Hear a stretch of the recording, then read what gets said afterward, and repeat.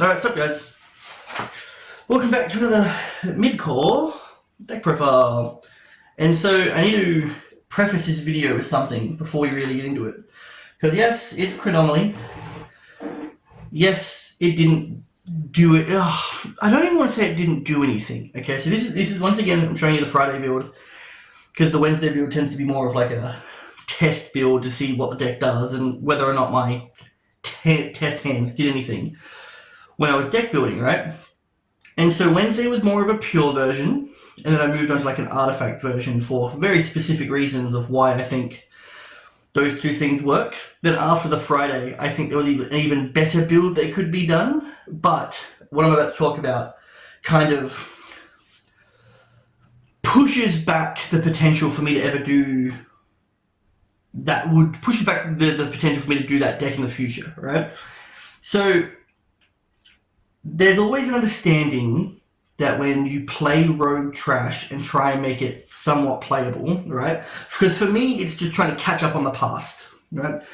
I have a whole bunch of deck cores, and I never got to play in those formats, right? And so I'm like, can they come back to some degree? Is it stuff that we're missing?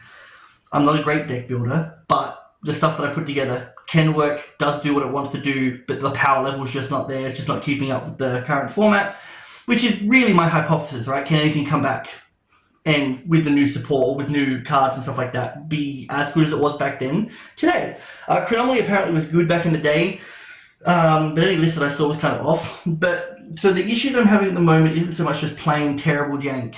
It's the fact that it seems that competent decks are becoming more prevalent, and it seems to be a big shy away from being able to go X1 or even X2 and start dueling some other rogue stuff to really compare, with the story being, well, it doesn't really hold up to the meta, but the meta has a hard time holding up to the meta, right? Like, Malice is clearly the current best deck. Most decks are going to struggle against Malice.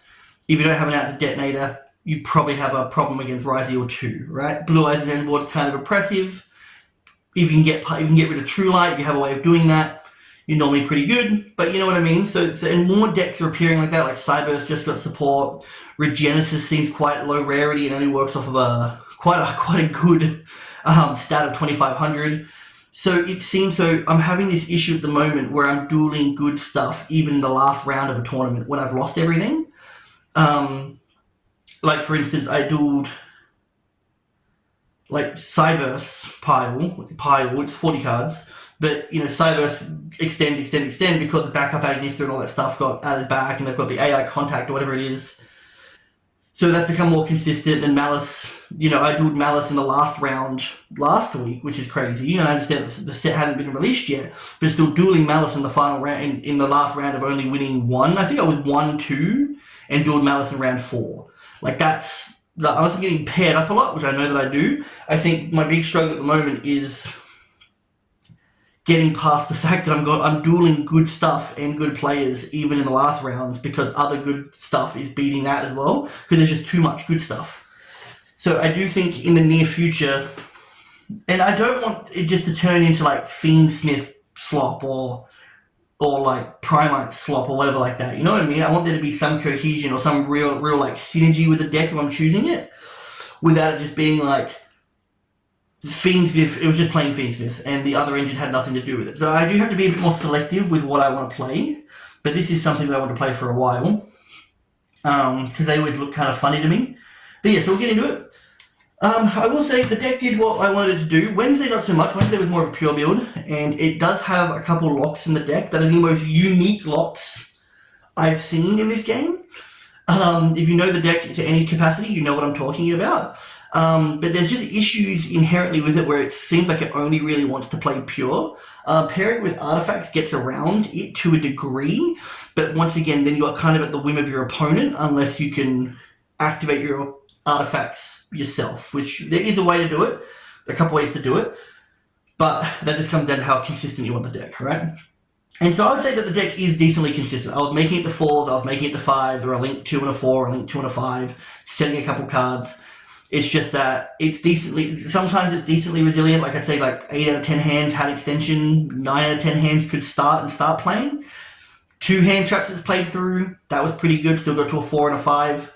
Not going to happen all the time. It's not like I said, or you're relying on non-engine and back row to kind of do half the work for you, which happened a couple of times. I will say that there was before we get into it,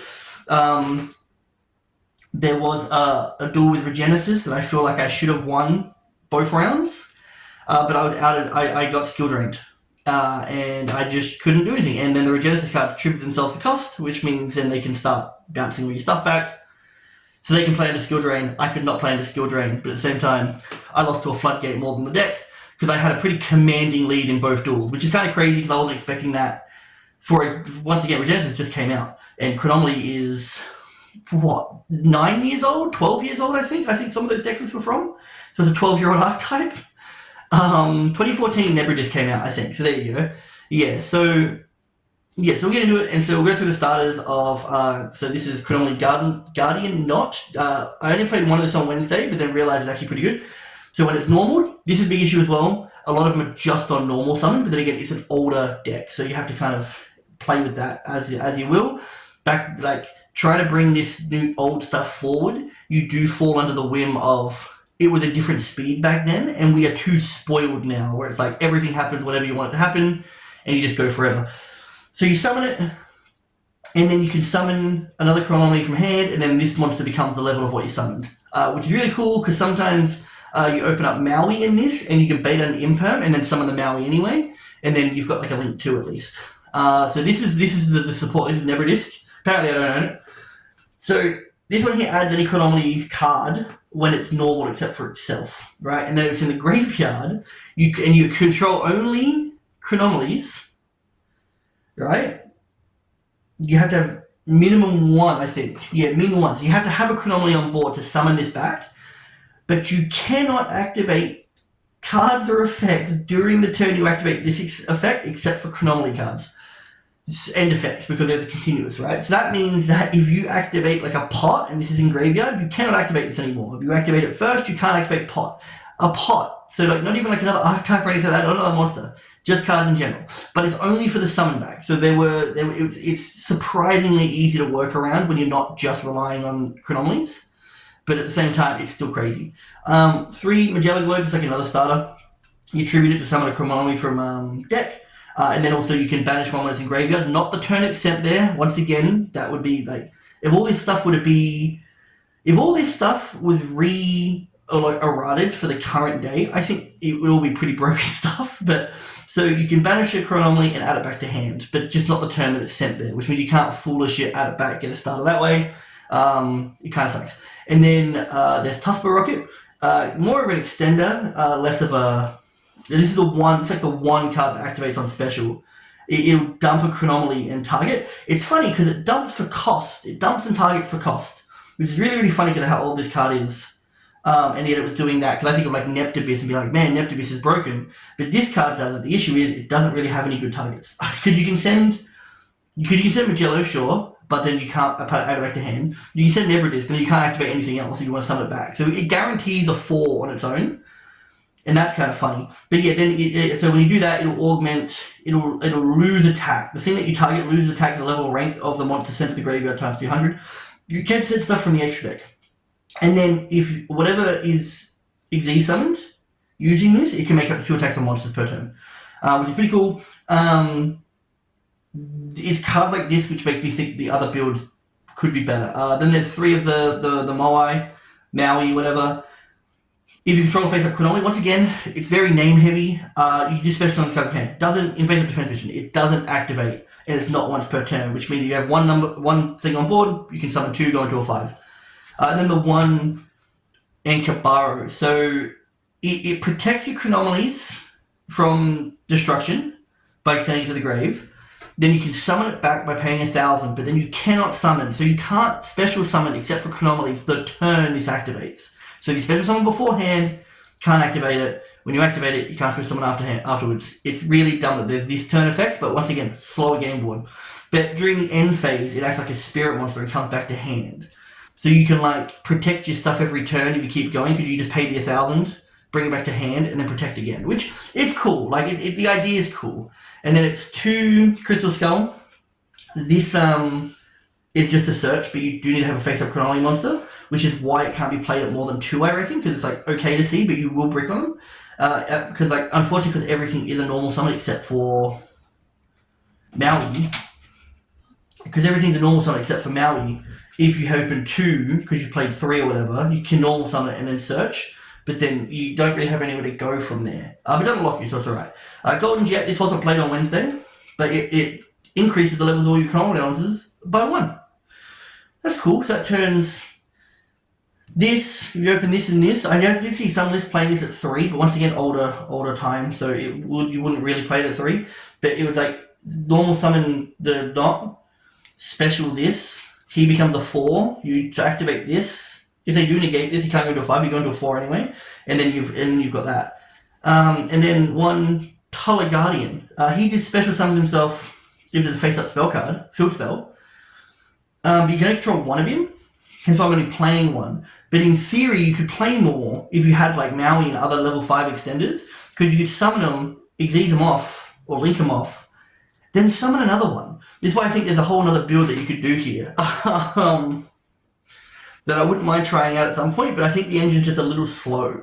So that's the Chronomaly stuff. Like, very, very name-reliant, very slow. But I say it's very slow, but even with all of that, I was still ending on 4s and 5s, or a link 2 and a 5, that kind of stuff. It felt very Orcust, because a lot of my board would be like a rank 5 or a rank 4 and IP, you know, because I didn't have to go through Ambraro or whatever, and then like maybe set 1, have a couple hand traps, whatever. Then the artifact stuff was 2 Moral Tech. So all of these activate when they're popped. They get popped in the back row. They go to the graveyard. They summon back, and then during your opponent's turn, they do stuff. So if they summon back on your turn, they don't. They're not interaction, which kind of sucks. But except for one.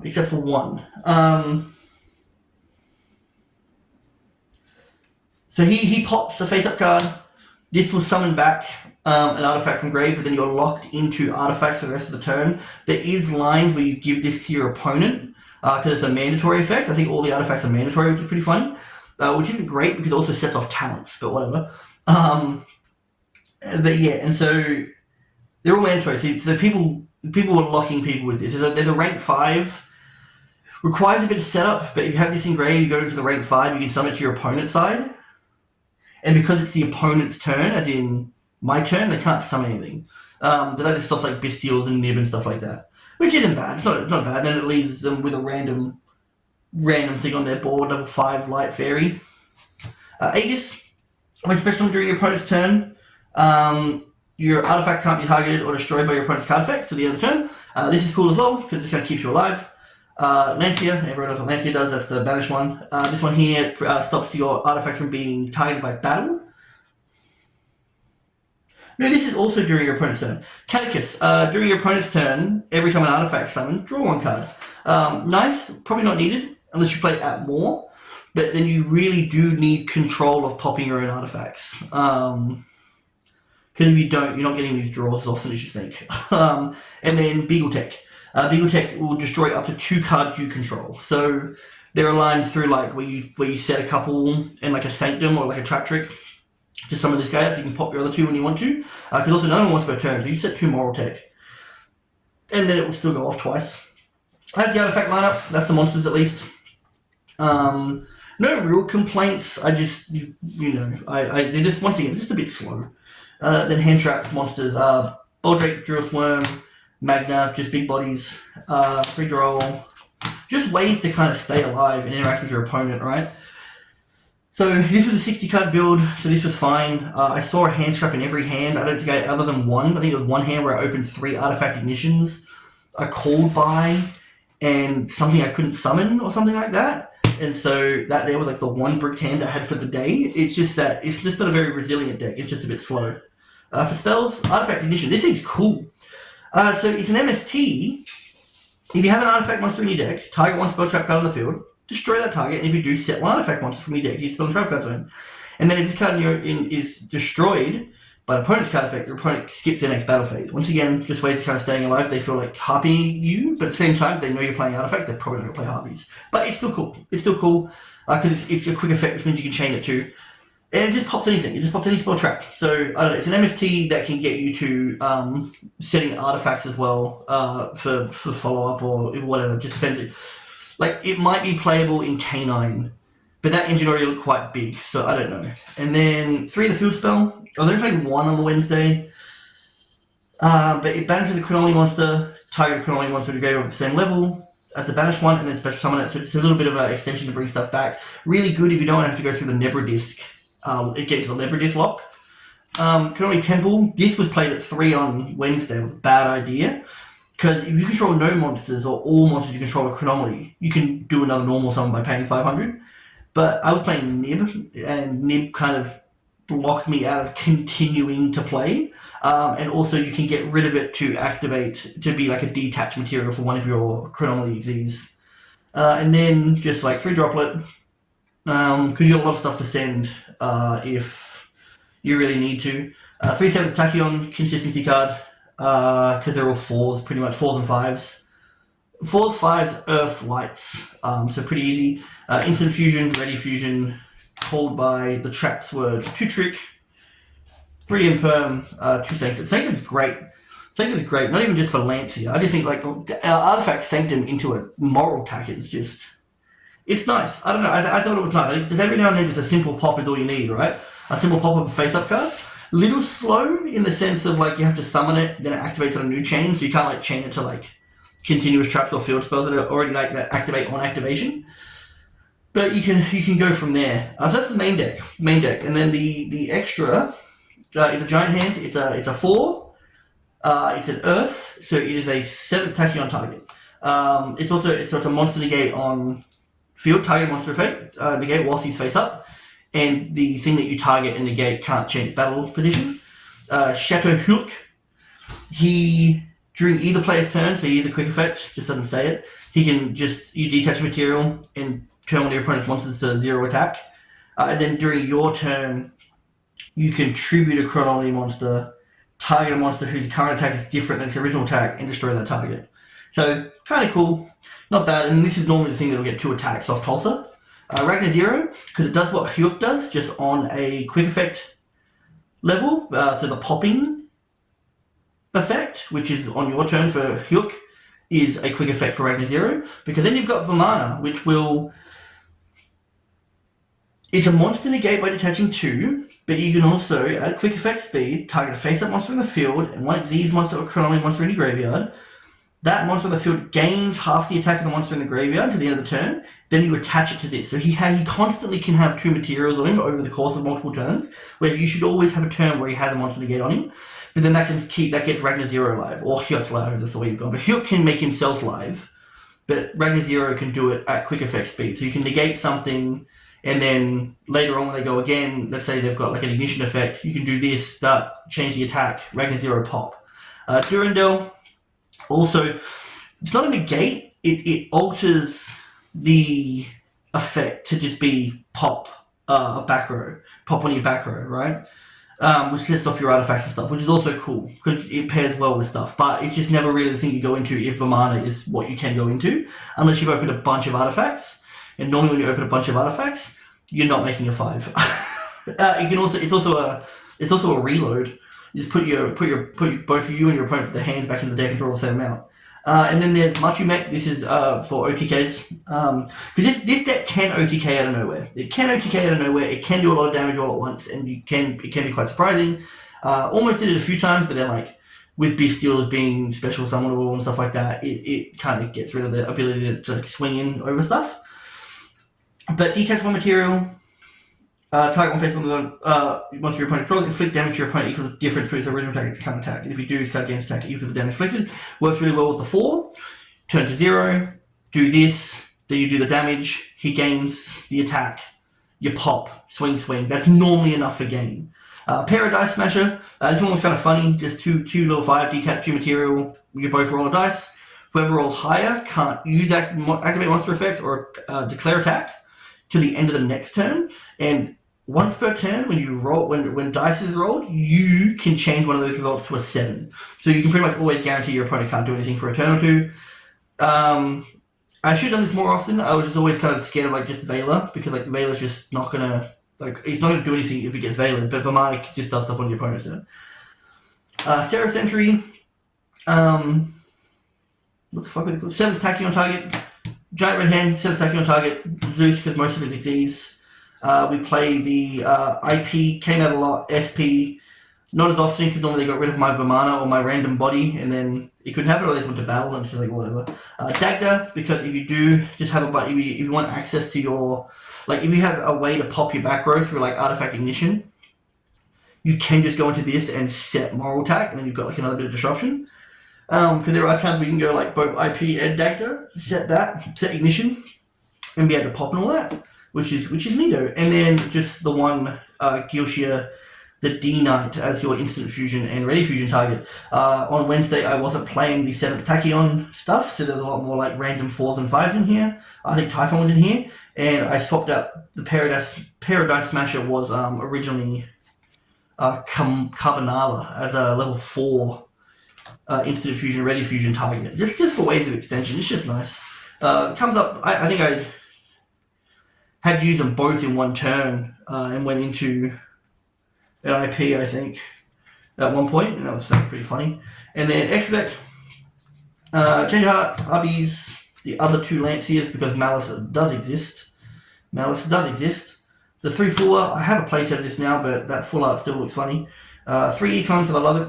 2 D-Barrier, because you play the Trap Trick, so you technically in 4. And then 3 Evenly, just because I don't care too much about battle, but maybe I should. So that's the deck. That's the whole thing. Just a little slow. I was playing stuff on Wednesday that was like meant to kind of be a little better. Like I was playing like Baguska and this Esperanza thing, which like it ranks up. I was playing Chronomaly Crystal Bones, which doesn't do anything meaningful. I was playing Nib. I was playing 2 of this. Playing Prosby. I was playing 2 Machu mech. So you get Baguska. I was playing just more 4s. Typhon, Tornado Dragon. Tornado Dragon, I think, is still a potentially good thing, but the issue is we could use both. If we're on once per turn, you could use both. You could pop one of yours, pop one of theirs. That'd be nice if you pop 2 of your own to start doing stuff with your opponent, because then you can end on bodies, right? Like if you can end on a whole bunch of 5s and just start Xyzing off the next turn. Because if you're ever at a point where Nebra Disc is your only way to get to game through a 4, then it locks you out of special summoning or using the effects of other cards, all of your artifacts can become Chronomalies through Machu Mech and Vermana. So if you flood the field with artifacts, you can just turn them all into Chronomalies, and Nebra Disc can go off and come back. So that's the deck. That's the deck. Just a little slow. With the way that the game is going at the moment, at least for right now, it does feel very much like I will be dueling good stuff regardless of the round that I'm in. So I do need to be a bit more selective with what I want to play. But at the same time, like I said, I don't really want to just make it like Fiendsmith or like Primite slop, you know what I mean? Like I don't really want to just be like, yeah, man, just shit myself. I don't really want to be like, oh, here's my, Chronomaly deck, and here's the entire Fiendsmith package in it, and here's 9 cards in the extra that will go towards that.